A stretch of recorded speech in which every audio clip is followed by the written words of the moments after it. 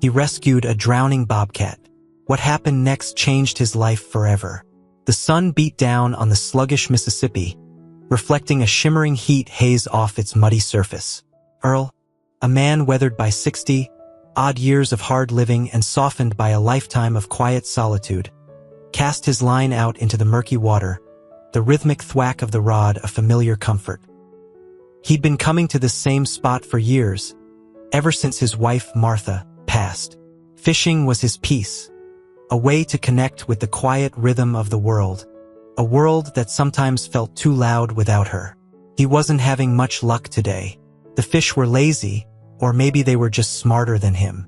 He'd caught a couple of smallmouth bass, nothing worth keeping, and mostly he'd just been watching the slow dance of dragonflies and the occasional barge chugging its way downriver. It was a peaceful kind of boredom, the kind Earl had come to cherish. Suddenly, a different kind of disturbance broke the river's surface. Not the splash of a leaping fish, but a frantic, sputtering struggle. Earl squinted, pushing his worn-out fishing hat back on his head. At first, he thought it was a small animal, maybe a squirrel or a raccoon, caught in the current. But as he watched, he realized it was bigger, much bigger. It was a cat, a large, tawny cat, struggling desperately against the pull of the river. It was clearly exhausted, its head barely above the water, its cries a thin, desperate mewl carried on the light breeze. Earl frowned. He'd seen his share of stray cats around, but this one looked different. There was a wildness to its movements, even in its panic, that set it apart. He watched for a moment longer, a flicker of hesitation in his heart. He wasn't a cat person, not really. Martha had been allergic, and he'd never had one as a pet. But he couldn't just stand by and watch the creature drown. It was a life, after all, and even a wild animal deserved a chance. The cat was losing ground, drifting closer to the swift current in the middle of the river. Its cries were weaker now, almost swallowed by the sound of the water. Earl knew he had to act fast. He reeled in his line, the lure dangling uselessly, and grabbed the small net he kept for landing fish. He maneuvered his little boat closer to the struggling animal, his heart pounding in his chest. As he got closer, he could see the cat's fear, its wide, panicked eyes fixed on him. It was bigger than he'd initially thought, its fur thick and matted, its muscles bunching and flexing with each desperate stroke. He noticed its size, but in the moment he didn't dwell on it. He just assumed it was a well-fed stray, a little on the plump side. The cat, sensing its impending rescue, seemed to rally. It made a last, desperate lunge towards the boat, its claws scrabbling at the gunwale. Earl leaned over, extending the net. "Come on, little fella," he muttered, his voice rough with disuse. "I got you." The cat, surprisingly, seemed to understand. It stopped struggling against the current and, with a final burst of energy, guided itself towards the net. Earl scooped it up, the weight of the wet fur surprising him. He pulled the net and the cat into the boat, its body trembling with exhaustion and relief. He wrapped the cat in an old towel he kept for wiping his hands, its shivering form a small, fragile bundle in his lap. He started the engine and headed back to shore. The image of those wide, terrified eyes burned into his memory. He knew somehow that this was more than just a rescue. This was the beginning of something unexpected. Earl reached the shore, the little boat bumping gently against the wooden dock. He lifted the cat, still wrapped in the towel, and carried it carefully to his truck. The cat, exhausted but seemingly calmer now, nestled into his arms, its soft fur damp against his shirt. He drove home slowly, the cat a quiet presence beside him. His house was small, a simple one-story building with peeling paint and a yard full of weeds. It was a bachelor pad, plain and functional, reflecting Earl's solitary life. Martha had filled it with warmth and laughter, but since she'd been gone, it had felt empty, a shell of what it once was. He carried the cat inside, laying it gently on the worn-out rug in front of the fireplace. The cat shivered, its fur matted and dirty. Earl fetched a basin of warm water and some old towels, the kind he used for cleaning his truck. He knelt beside the cat, his large hands surprisingly gentle as he began to clean its fur. The cat, to his surprise, didn't resist. It seemed to understand that he was trying to help. It purred softly, a low rumble in its chest, and leaned into his touch. Earl was surprised by how docile it was. He'd expected a wild animal to be skittish, maybe even aggressive, but this cat was remarkably calm, almost grateful. He dried the cat thoroughly, its fur fluffing up as it warmed. He noticed then how big it really was, its frame lean and muscular beneath the thick fur. It was no ordinary house cat. There was something powerful, something untamed about its build. But for now, it was just a wet, tired creature in need of help. He found an old cardboard box in the garage and lined it with a soft blanket. It wasn't much, but it would do for a temporary bed. He placed the cat in the box, offering it a bowl of warm milk. The cat lapped at it eagerly, its purr growing louder. As the cat settled down for a nap, Earl watched it, a strange feeling stirring within him. He'd saved its life, and in some small way it had saved his too. The house felt a little less empty, a little less quiet. He wasn't alone anymore. Later that evening, a knock on the door startled him. It was his friend, Billy, a retired cop who lived down the street. Billy often stopped by for a beer and a chat, their friendship a comfortable routine. "Hey, Earl," Billy said, stepping inside. "Heard you had a bit of excitement on the river today. Heard you pulled a cat out."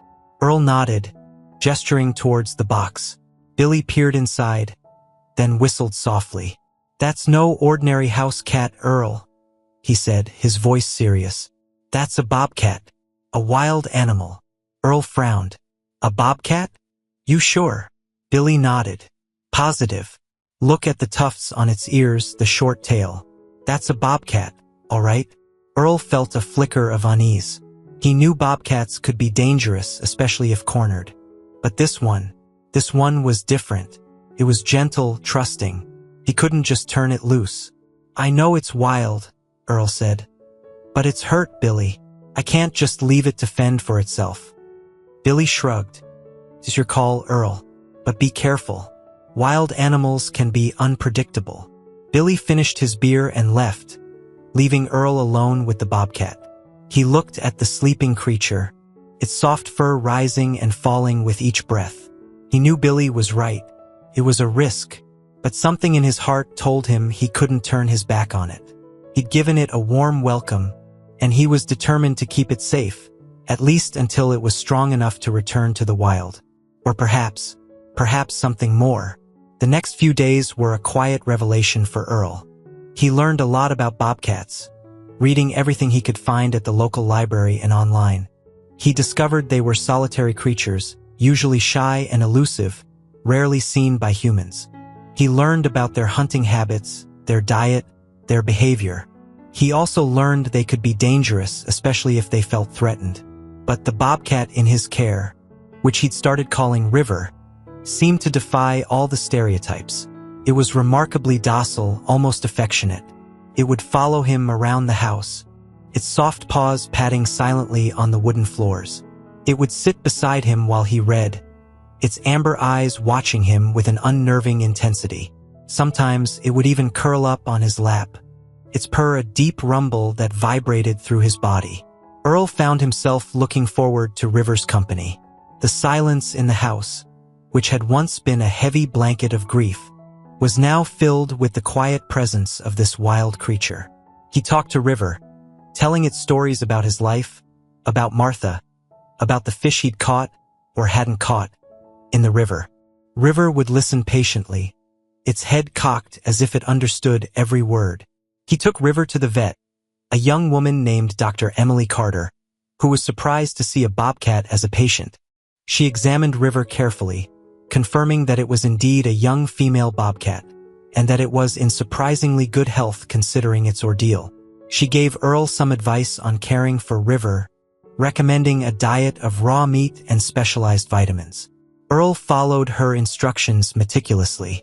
He bought raw chicken and rabbit from the local butcher, carefully preparing River's meals. He even built a small enclosure in his backyard, a safe space for River to roam and get some exercise.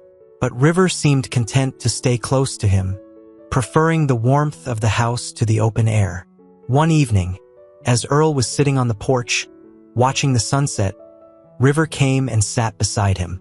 It leaned against his leg, its fur soft against his skin. Earl reached out and stroked its head, surprised by how soft its fur was. River purred, a low, rumbling sound that filled the quiet evening air. In that moment, Earl felt a connection with River, a bond that transcended the boundaries between man and animal. He knew that River was wild, that it belonged in the woods, not in his house. But he also knew that River needed him, at least for now. And he realized with a start that he needed River too. This wild creature had brought a spark back into his life, a warmth that he thought had been lost forever. He wasn't just rescuing River. River was rescuing him. Weeks turned into months, and River became a part of Earl's life, a constant companion in his quiet world. The initial surprise of having a bobcat in his house had faded, replaced by a comfortable routine. He'd built a larger enclosure in the backyard, a space where River could climb and explore, but she still preferred to spend most of her time inside with Earl. She'd follow him from room to room, a silent shadow, her presence a comforting weight against his leg. Earl had even started taking River for walks in the woods near his house. He'd fashioned a special harness and leash, though River rarely strayed far from his side. She seemed to enjoy exploring the familiar scents of the forest, her senses alert, her movements graceful and fluid. But she always returned to Earl, her loyalty a quiet testament to their unusual bond. The townsfolk, initially wary, had grown accustomed to seeing Earl and River together. They'd stop to chat, curious about the bobcat, marveling at how tame she seemed. Earl would smile, sharing stories of River's rescue, of her gentle nature, of the unexpected joy she'd brought into his life. He became known as Bobcat Earl, a moniker he wore with a quiet pride. But the whispers of the wild were never far away. Dr. Carter, the vet, had warned him that River's instincts could surface at any time. She was a wild animal, after all, and her connection to Earl, however strong, couldn't completely erase her nature. Earl understood this, but he chose to push the thought to the back of his mind. He trusted River, and he believed that their bond was stronger than any instinct. One day, while Earl and River were walking in the woods, they encountered a group of deer. River, who had been calmly walking beside Earl, suddenly stopped, her body tensing, her eyes fixed on the deer. Earl felt a flicker of unease. He'd seen River watch squirrels and rabbits before, but this was different. This was raw instinct, the hunter awakening within her. He tightened his grip on the leash, his heart pounding in his chest. River let out a low growl, a sound Earl had never heard before. It was a primal sound, a reminder of the wildness that lay beneath her gentle exterior. The deer, sensing the danger, scattered, their hooves pounding against the forest floor. River lunged forward, the leash straining against Earl's grip. He held on tight, his muscles aching, his breath catching in his throat. He could feel the power in River's body, the untamed energy that was straining to break free. For a moment, he thought he might lose her, that the call of the wild would be too strong to resist. But then, just as suddenly as it had begun, it was over. River stopped, her growl fading, her body relaxing. She looked up at Earl, her eyes no longer filled with the hunter's fire, but with a familiar warmth. She leaned against his leg, her purr a soft rumble against his hand. Earl let out a breath he didn't realize he'd been holding. He stroked River's head, his hand trembling slightly. He knew he'd been given a stark reminder of River's true nature. She was a wild animal, and no matter how much he loved her, no matter how strong their bond, that wildness would always be a part of her. He knew, deep down, that the day would come when he would have to let her go, to return her to the wild where she belonged. But for now, he would cherish these moments, these shared walks in the woods, these quiet moments of companionship. He would cherish the bond they had forged, a bond that defied the boundaries between man and animal, a bond that was both fragile and unbreakable. The incident with the deer left Earl shaken. He knew he couldn't ignore the reality of River's wild nature any longer. He loved her, he truly did, but he also knew that keeping her was selfish. She belonged in the wild, not confined to his backyard, no matter how large the enclosure. The thought of letting her go was a constant ache in his heart, a dull throb that wouldn't subside. He started spending more time observing River, watching her every move, trying to understand her, trying to anticipate her needs. He noticed how she would sometimes pace restlessly in her enclosure, her eyes fixed on the distant trees, a longing in their amber depths.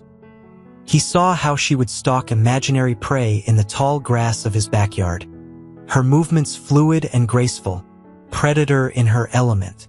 These glimpses of her wild self were both beautiful and heartbreaking.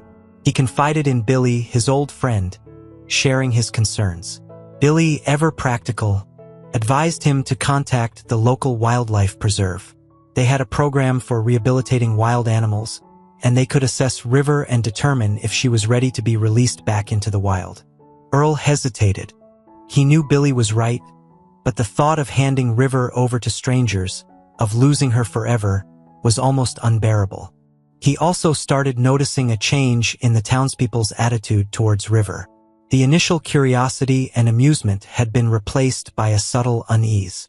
Whispers followed him as he walked River through town. People crossed the street to avoid them, their smiles replaced by wary glances. He overheard snippets of conversations. Dangerous animal. Shouldn't be allowed. What if it attacks someone? The incident with the deer had clearly spread, fueling people's fears. Earl understood their concerns. He knew that River was a wild animal, and that there was always a risk, however small, that something could happen. But he also knew that River was gentle, that she loved him, that she would never intentionally hurt anyone.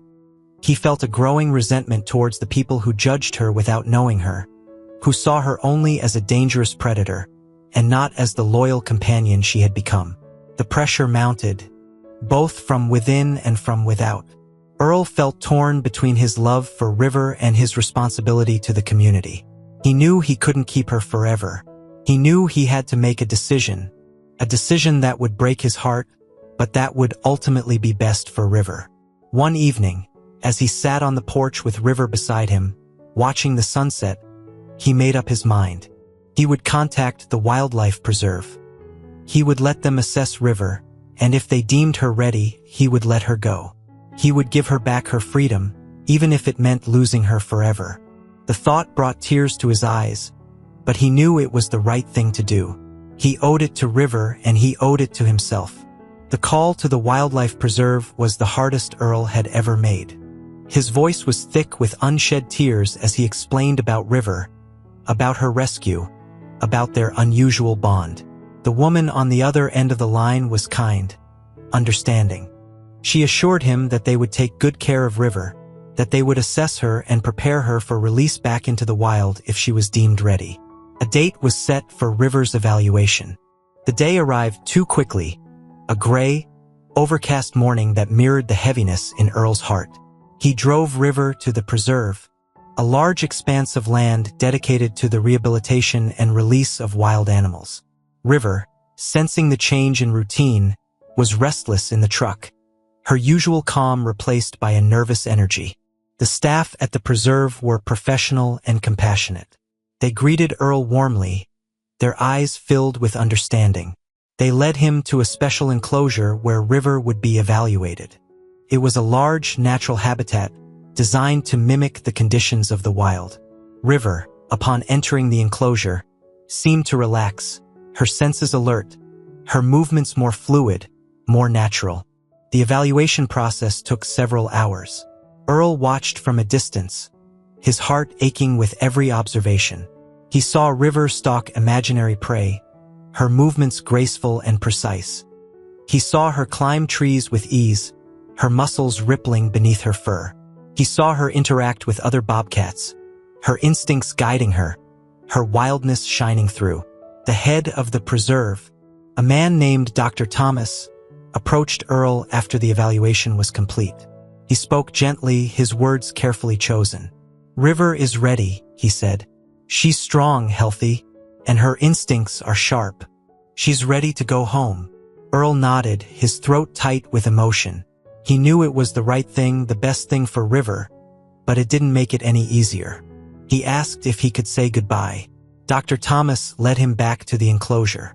River, who had been resting in the shade of a large oak tree, stood up as she saw Earl. She approached him slowly, her eyes filled with a familiar warmth. Earl knelt down, his hand outstretched. River leaned into his touch, her purr a soft rumble against his palm. He stroked her fur one last time, memorizing the feel of it beneath his hand. He whispered words of love and encouragement, telling her to be strong, to be free. River seemed to understand, her eyes fixed on his, her purr growing louder. The moment came too quickly. Dr. Thomas signaled to his team, and they opened the gate to the enclosure. River hesitated for a moment, looking back at Earl, as if asking for permission.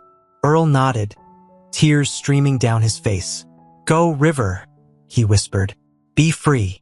River turned and, with a final glance back at Earl, disappeared into the trees. Earl watched until she was out of sight, his heart breaking with every step she took away from him. He knew he would never see her again. He left the preserve, the drive home long and lonely. The house felt empty, eerily quiet. The absence of River's presence was a palpable ache, a constant reminder of his loss. He wandered through the rooms, touching the places where she used to lie, the toys she used to play with. The silence was deafening. The days that followed were difficult for Earl. The house felt cold and empty without River. The silence, which had once been a comforting presence, was now a heavy weight, a constant reminder of his loss. He missed her soft purr, the gentle weight of her body against his leg, the quiet companionship that had filled his lonely days. He missed their walks in the woods, the shared sunsets on the porch, the unspoken connection they had forged. He tried to distract himself, throwing himself into his fishing, spending more time in his garden, even attempting to fix the peeling paint on his house. But nothing seemed to fill the void left by River's absence. Everywhere he looked, he saw reminders of her, a stray tuft of fur on the rug, a scratch mark on the doorframe, the empty space beside him on the porch. He visited the wildlife preserve occasionally, hoping to hear news of River, but the staff told him that once an animal was released, they rarely tracked its movements. It was important to let them reintegrate into the wild without human interference. Earl understood, but he still longed for some sign, some confirmation that she was okay. He found himself spending more time on the porch, sitting in his old rocking chair, staring out at the woods where River had disappeared. He'd imagine her there, hunting, exploring, living her life as a wild bobcat. He'd picture her graceful movements, her sharp senses, her untamed spirit. He'd whisper her name into the wind, hoping that somehow she would hear him. The townsfolk, seeing Earl's grief, offered their condolences. They understood the bond he had shared with River, and they respected his loss. Some even shared stories of their own pets, their own experiences with animal companionship. Their kindness was a comfort to Earl, a reminder that he wasn't alone in his love for animals. But even their support couldn't fill the emptiness in his heart. He missed River not just as a pet, but as a friend, a confidant, a part of his life that had been unexpectedly and irrevocably torn away. He knew he had done the right thing, that he had given River back her freedom, but the pain of her absence was a constant ache, a dull throb that wouldn't subside. He wondered if he would ever feel whole again, if the joy that River had brought into his life would forever be overshadowed by the sorrow of her loss. One crisp autumn morning, a sound broke through the quiet solitude of Earl's porch. It wasn't the familiar chirp of crickets or the rustle of leaves. It was a soft, tentative meow. Earl, startled, looked up, his eyes scanning the yard. He saw nothing. He listened intently, his heart pounding in his chest. The meow came again, closer this time, from the edge of the woods. He stood up slowly, his old bones creaking, and walked towards the sound. He peered into the shadows of the trees, his eyes searching for any sign of movement. Then he saw her, a small, tawny figure half hidden behind a thicket of bushes. It was a bobcat, smaller than River, younger, but unmistakably a bobcat. Earl's breath caught in his throat. He didn't dare move, afraid of scaring it away. He watched as the bobcat emerged from the bushes, its eyes fixed on him, its posture cautious but not aggressive. It was a young female, its fur sleek and healthy, its eyes bright and curious. Earl held his breath, his heart pounding in his chest. He didn't know why this bobcat had come to his yard. Perhaps it was lost, perhaps it was injured, perhaps it was just curious. But he felt a flicker of hope, a tiny spark of joy rekindling in his heart. He stayed still, letting the bobcat approach him at its own pace. It moved slowly, cautiously, its senses alert. It stopped a few feet away from him, its eyes studying him intently. Earl remained still, his hand outstretched, offering a silent welcome. The bobcat hesitated for a moment, then took a tentative step forward. It sniffed the air, its whiskers twitching, its eyes never leaving Earl's. It took another step, and another, until it was close enough for Earl to touch it. He reached out slowly, his hand trembling slightly, and gently stroked the bobcat's head. It flinched at first, then relaxed, its fur soft beneath his touch. It leaned into his hand, its purr a soft rumble against his palm. Earl felt a wave of emotion wash over him. It wasn't River, he knew that, but this young bobcat, this unexpected visitor, had brought a glimmer of hope back into his life. It was a reminder that the wild was still out there, that the connection between humans and animals was still possible, that even in loss, there was always the potential for new beginnings. He didn't know if this bobcat would stay, if it would become a regular visitor, if it would even allow him to get close to it again. But for now, he was content. He had been given a gift, a small, unexpected gift that had rekindled the warmth in his heart, a warmth he thought had been lost forever. The young bobcat, which Earl began calling Willow, became a regular visitor to his porch.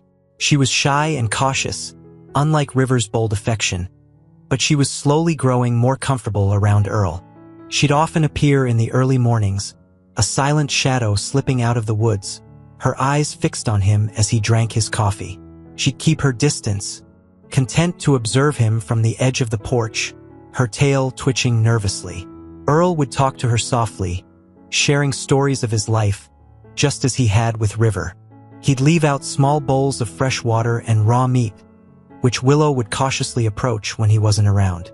He never tried to force a connection, respecting her wildness, allowing her to come and go as she pleased. Slowly, Willow began to trust him. She'd venture closer, her movements less hesitant, her eyes less wary. She'd sit on the porch steps while he rocked in his chair, her presence a quiet comfort. Sometimes, she'd even allow him to stroke her fur, a fleeting touch that sent a thrill through him. Earl felt a renewed sense of purpose. He wasn't trying to replace River, he knew that was impossible. But Willow had brought a new kind of joy into his life, a different kind of connection. She was a wild creature just like River, but she was also her own individual with her own unique personality. He learned to appreciate her shyness, her cautious approach, her quiet grace. He learned to read her subtle cues, her flicking tail, her twitching whiskers, her soft purrs. He learned to respect her boundaries, to give her space when she needed it, to offer a gentle hand when she seemed to crave it.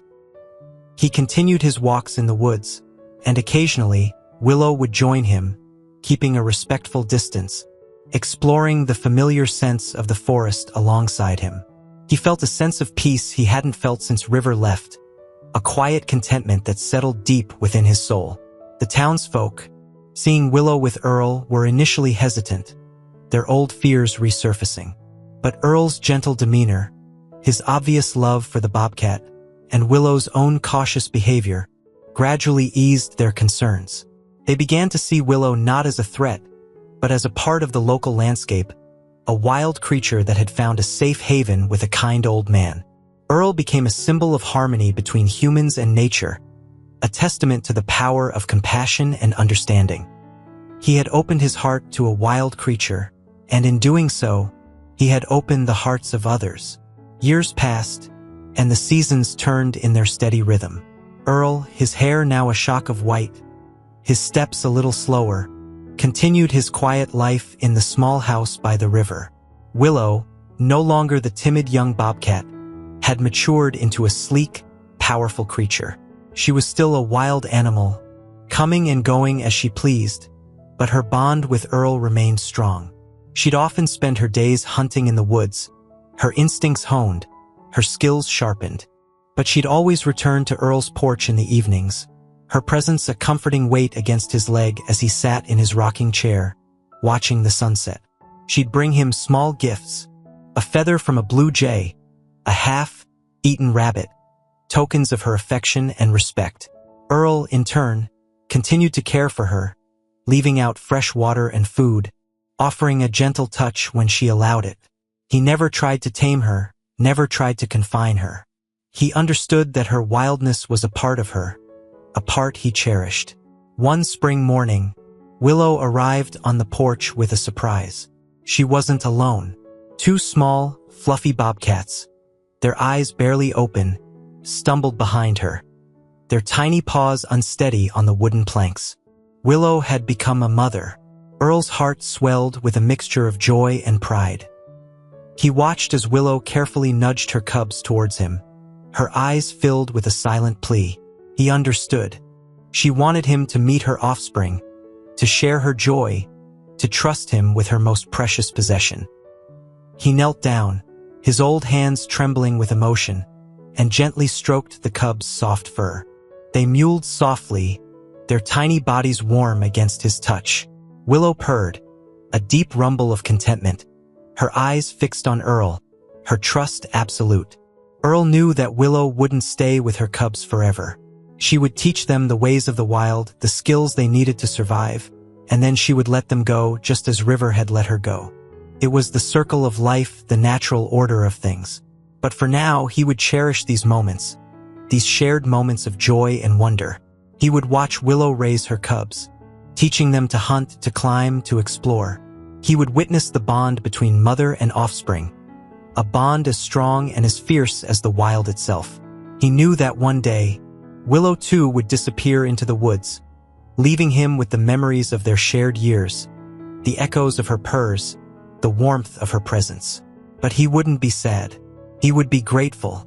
Grateful for the unexpected gift of her friendship, grateful for the lessons she had taught him, grateful for the reminder that even in the twilight of his life, there was still beauty, still wonder, still love. He sat on his porch, the setting sun painting the sky in hues of orange and purple. Willow and her cubs curled up beside him. He closed his eyes, a smile spreading across his weathered face. He had found peace, a peace that transcended the boundaries between man and animal, a peace that was as wild and as free as the river that flowed past his door.